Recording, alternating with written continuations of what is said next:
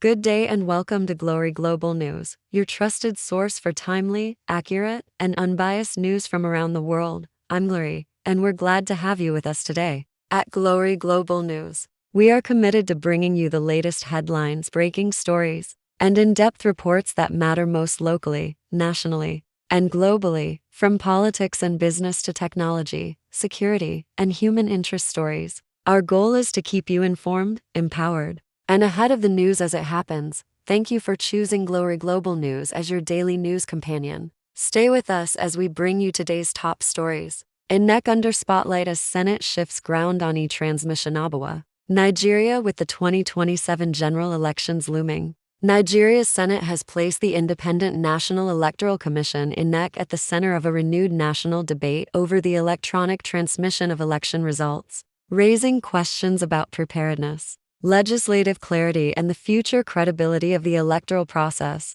The Senate's recent conditional approval of electronic transmission has surprised many, coming just days after widespread criticism of its earlier decision to reject real-time transmission provisions during the passage of the Electoral Act repeal and enactment. Bill 2026, Senate reverses course with conditions.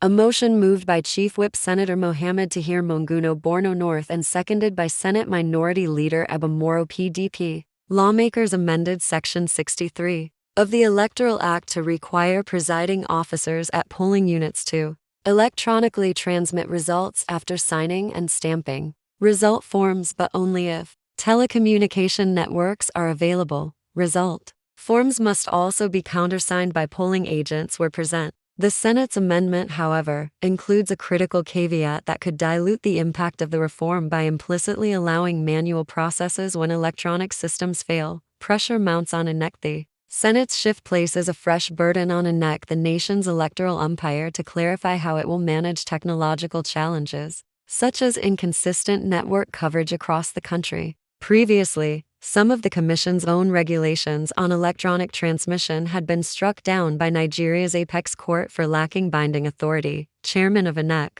Prof. Joshim Upidan, appealed to Nigerians not to overreact to the controversy. Speaking during a mock accreditation exercise ahead of the February 21 Abuja Municipal Area Council (AMAC) elections, he described anxiety over electronic transmission as premature, while emphasizing electoral preparations remain on course. Reactions, praise, skepticism, and political pushback. The decision drew mixed reactions. Supporters hailed the Senate's action as a step toward improved electoral transparency, recognizing that electronic transmission could enhance result accuracy and public confidence. Skeptics, however, warned that the compromise, especially the fallback to manual methods where technology fails, might be exploited, particularly in rural or poorly connected areas. Critics fear this could undermine the very transparency the reform aims to promote. PDP criticizes the Senate's stance.